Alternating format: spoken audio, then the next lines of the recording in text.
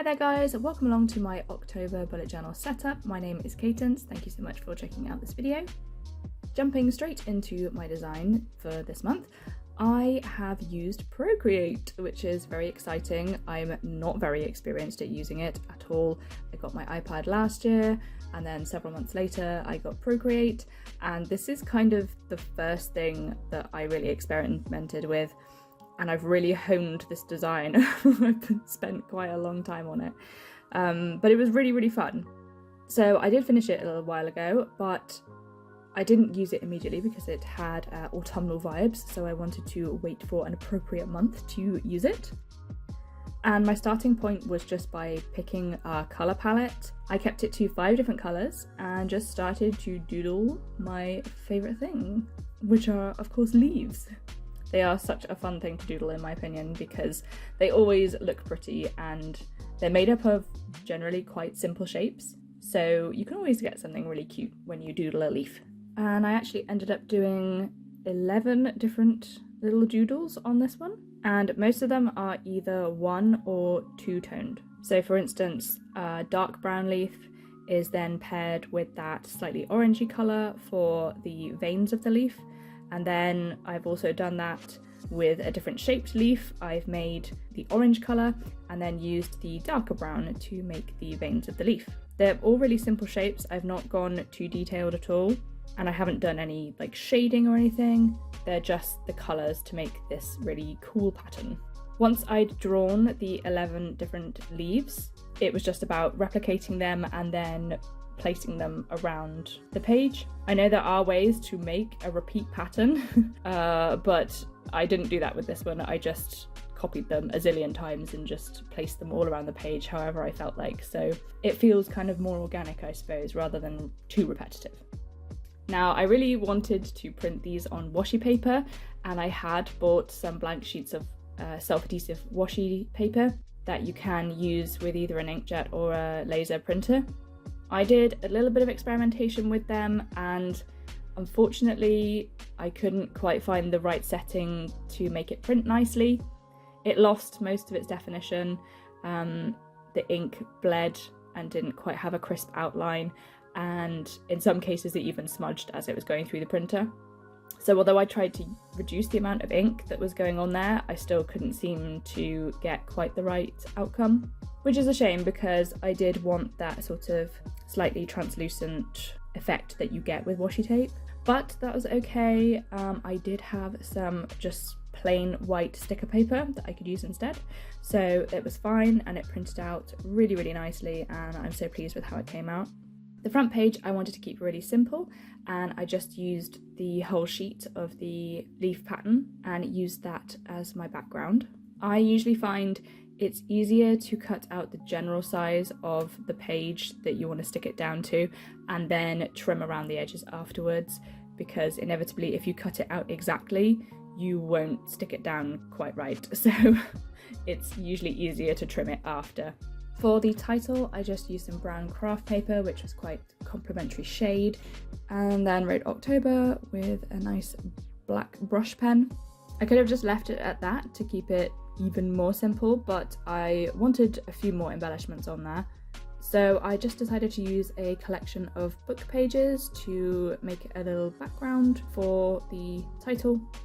And throughout this setup, that's the only other thing I use. So I've just got those book pages, and I've got 2 other washi tapes that have some writing or text on them, and everything else I use throughout the setup is just the design that I made on Procreate.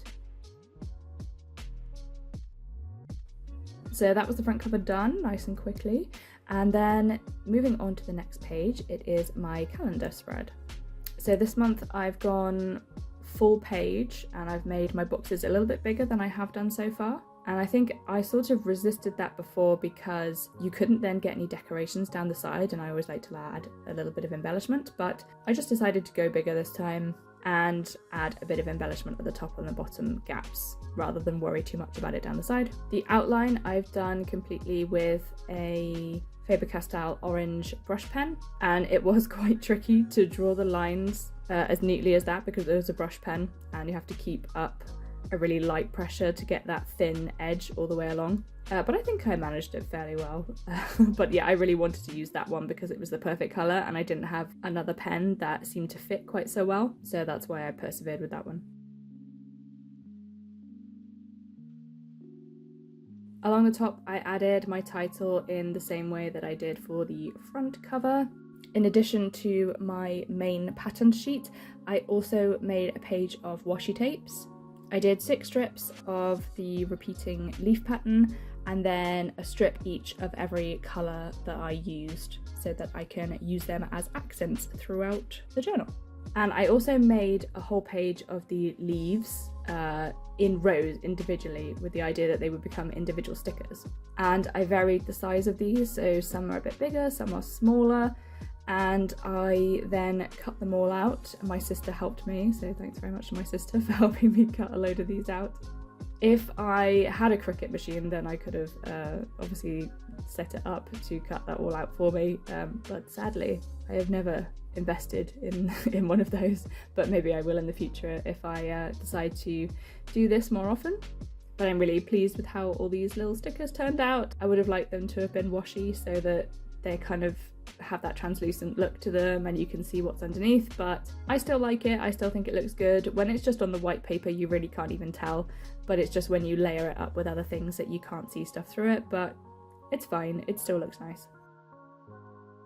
The next page, I have decided to make my gratitude log, and for the past couple of months I think I've been doing little boxes to write my gratitude in rather than doing one line a day, and I really like how that's going. I think all the setups that I've done so far for that have looked really cute, so I decided to do that again. So I did it in this grid, the same as the calendar, but because I didn't need to follow the same shape because I'm not going Monday, Tuesday, Wednesday, I'm just doing it by number, I could mirror the grid but do it in the opposite way so that the gaps are on the other side, and then that adds some symmetry to the whole page. And I didn't do the solid block colour at the top of each row just to make sure it looked different from the calendar because I didn't want it to appear exactly the same and be kind of confusing. But I used the same orange pen again to do the outlines and the title also in the same way. And I really enjoyed using these stickers and placing them around. I can't decide what my favourite one is. I like them all so much. I really like the little pink berries on the branch. I really love that one. And also the brown sort of fern leaf. I think maybe those two are my favourites. But I really like all of them. The only trouble with this was that the backing sheets of the stickers are actually so hard to peel off. It took me a while, but I did work out a bit of a technique with the tweezers to sort of twist it and then peel the backing off more easily, but it was still quite tricky. The next spread is for my habits and trackers. I've been doing individual calendars for a few months, but this month I decided to go back to my table. Not for any particular reason, I just kind of felt like changing it up a bit. So my top table again is drawn out with that brush pen, and on the left side I have all of my habits written down, and then next to each of those habits I'm going to write down the number of times that I want to do it in a week. So then I kind of just have a target to aim for. Along the top I have all of my days of the month written out, and I'm also adding a line to separate each week. Between the 5th and the 6th there's a line because the 5th is the Sunday and then obviously the 6th is the Monday, so that's going into a new week. So if I say I want to make sure I do my skincare routine 7 days a week, then I can easily see where each week starts and ends so that I can tick it off and see if I have done all of that. I suppose it's not so important for something you want to do every single day, but for say my meditation and walking, I want to do that 3 times a week. So yeah, so if I can see where the week starts and ends, I can see whether I've managed to tick that off 3 times in the week. The table below is for my plant watering, so I just add all the names of my plants down at the left hand side and again along the top every day of the month, and then I will just mark off every day that I water them, especially now that we are leaving the summer months and things are getting a lot colder where I am.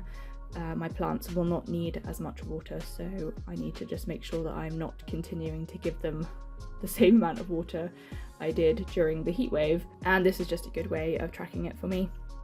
Again, I just used some of that brown craft paper for the title.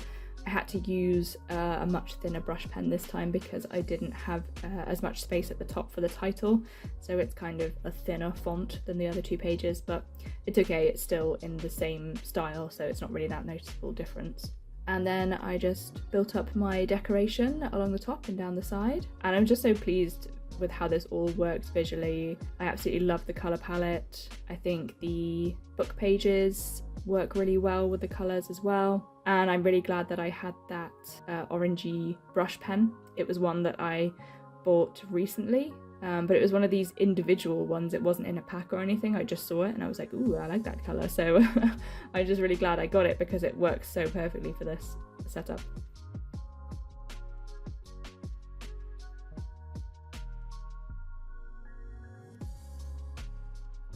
To the right side of the page, I am adding a section for my to-do list, and I am highlighting every other page with a really sort of pale neutral tone, just so that it's not a massive white box and just adds a little bit more interest. And sometimes it can be easier to write in as well when you kind of have those delineated lines. And then again, I just gave it a nice title and some decorations along the top and down the side to mirror what was on the other side, but obviously not doing it exactly, just having some free-flowing stickers. From there, I am moving on to my weekly setups. And last month I did some time blocking, and that was the first time I'd tried it in my bullet journal. I've done it before for work and other things, but I'd never actually done it as part of a setup in a bullet journal before, and I did quite like how it was going, so I have decided to do it again, but I've done it in a different configuration this time. So 1 week will be across a 2-page spread.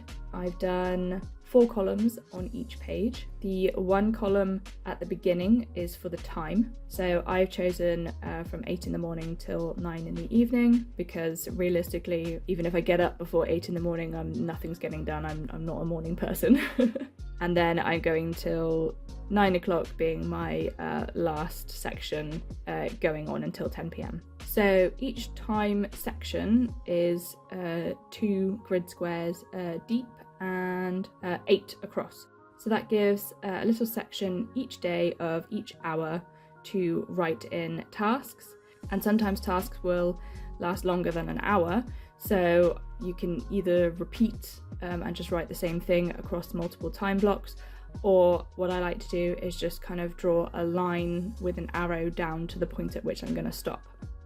So I've left a decent gap at the top because I was going to make this into a Dutch door type of situation. So the strip along the top is going to be an area for decoration, and then I'm going to cut the top strip off of the right hand page and keep in tabs, so each week can be flipped over using the tab, but you have that strip of decorative leaves along the top throughout the whole month.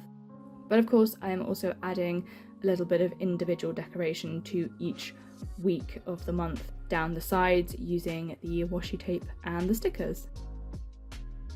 Somehow I managed to not end up filming how I did the tabs, unfortunately, but I just used a craft knife to cut off the top part of the page, and then I used the solid colour washi tapes to cover the tabs and then trimmed around them just so that they are more easily visible.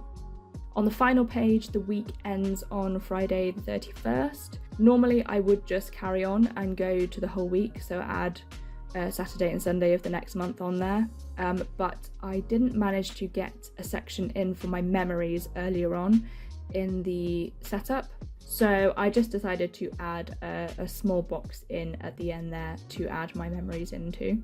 And I just quite like throughout the month jotting down things that happened or things that are memorable of note, because they're quite nice to look back on, particularly at the end of the year when you kind of are making your new journal and reviewing what the old one was like. It's just quite nice to look back over those memories and relive those a little bit. And that is my October setup done. I'm so pleased with how it came out. I really enjoyed using stickers that I had made myself. And I'd really like to do it again, but it took me quite a long time to finish this design. So maybe it might be a few months yet before I do another load of stickers of my own design. But I would definitely like to do it again in the future. Thank you so much for checking out this video. I really hope it's given you a bit of inspiration. If you enjoyed it, please feel free to leave a like or a comment, and consider subscribing to my channel if you want to see more arts and crafts and bullet journals. Thanks so much for watching. Bye!